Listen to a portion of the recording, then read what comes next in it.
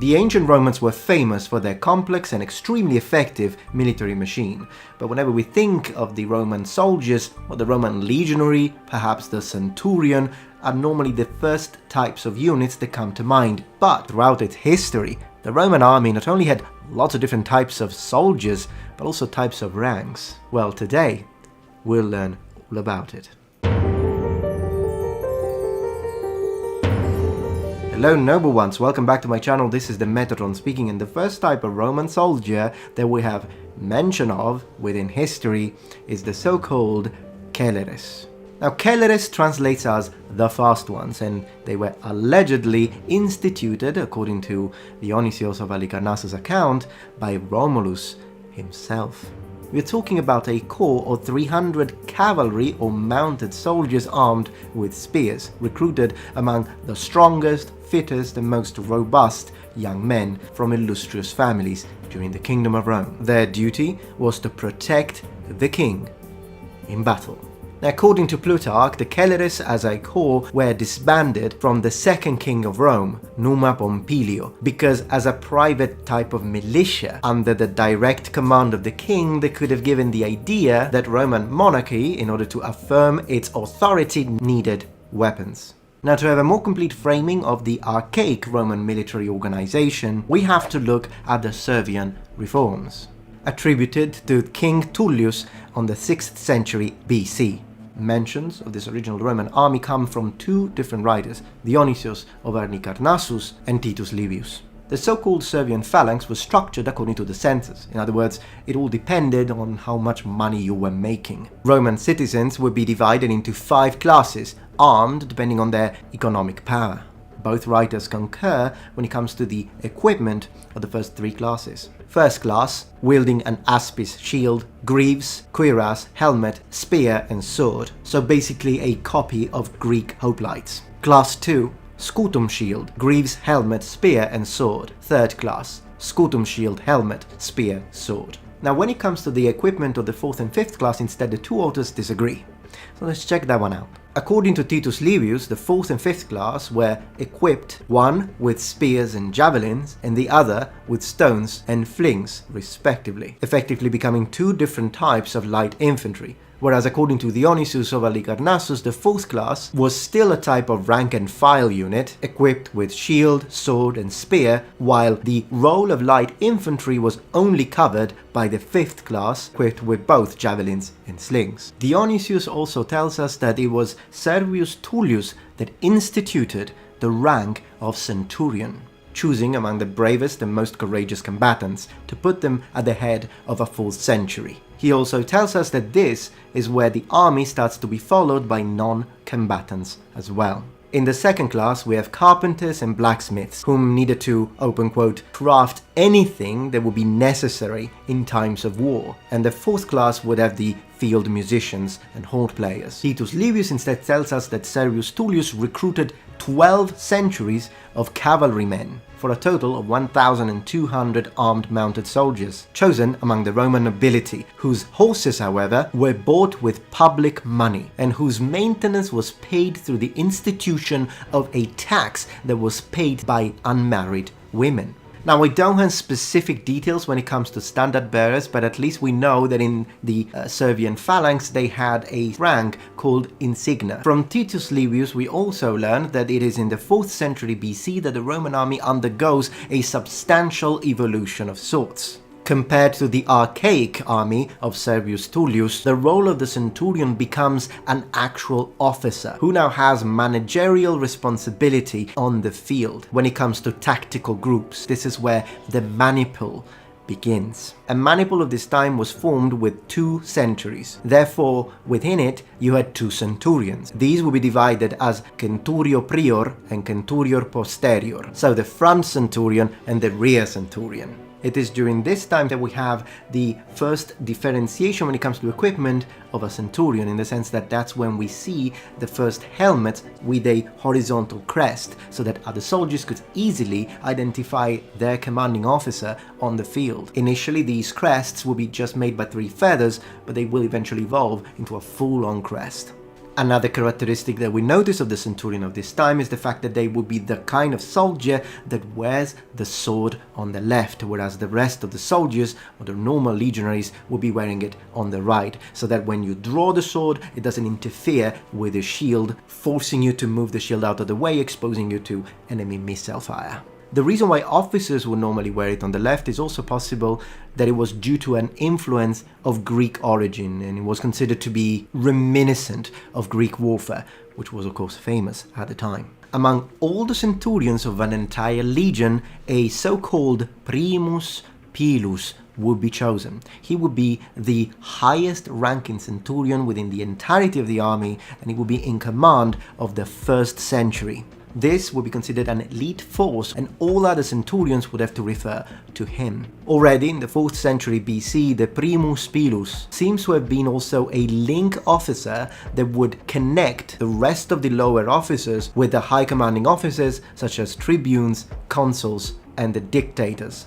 It is in the second half of the 4th century BC that we have the first mentions of the so-called principales, who would be considered to be a sort of non-commissioned officers of the Roman army. It is in 340 BC, as the Romans were getting ready to engage their enemy during the Battle of Vesuvius, the consuls gave each centurion the permission to choose among their men a single combatant that could work and function as their own bodyguards. This is how the rank famously known as the Optio, or the Chosen One, was born.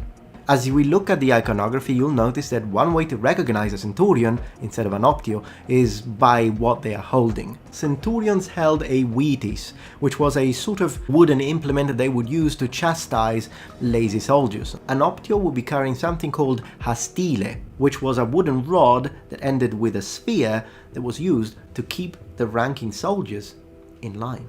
Within the 4th century BC, we also have the birth of the so-called vexillari, or standard bearers that were also considered non-commissioned officers. They would be carrying the vexillum, which was part of the military insignia of the legion. Livius tells us that they had one per maniple. Now, when it comes to Republican Rome, it's unfortunately really difficult to have a very detailed description of all of military insignia. Roles that had to do with music on the battlefield, even though we can't pinpoint the specific date, we do know that it is in the 4th century BC that music performers or players, such as the cornicines, tubicines, and bucinatores, stopped being recruited from the low classes based on the census, possibly even as non-commissioned officers, since they began to feel an actual more practical and functional duty within the army. Both the signifers and the musicians are now starting to impart visual orders for the rest of the troops under the command of the centurions. The reforms of the 4th century don't only have to do with officers, however, but with the very structure of the legion itself. Soldiers now are not divided in corps based on their census, but based on their age, so that you would have the first lines with the youngest soldiers and the reserves having more mature men. The army now is divided into 3 different types of soldiers: the hastati and principes, who were collectively referred to as the antipilani, literally those in front of the pilani, and of course the pilani, who were more commonly known as triari.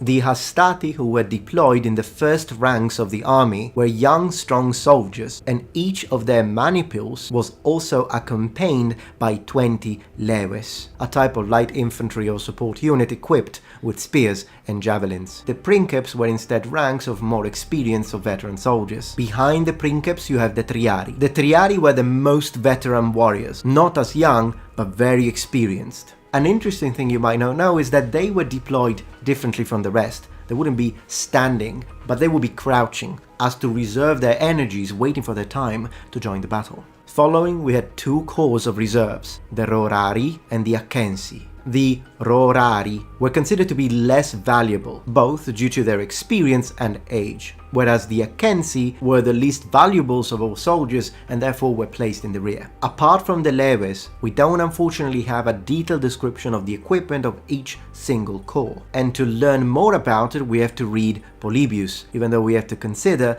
that whatever he wrote, well, he wrote it in the 2nd century BC, so a couple of centuries after. The hastatus, apart from the helmet, shin guard, scutum, armor and sword, were equipped with 2 javelins, or pila. The princeps had an analogous equipment, even though from a passage by Dionysius we could suppose that at the beginning of the 4th century, instead of having javelets or pila, they were actually carrying a spear, and only afterwards ditched it for javelins. And therefore, when it comes to princeps, Titus Livius tells us that in general their armament was the best. So we have to imagine that they had more protective armor if compared to the hastati.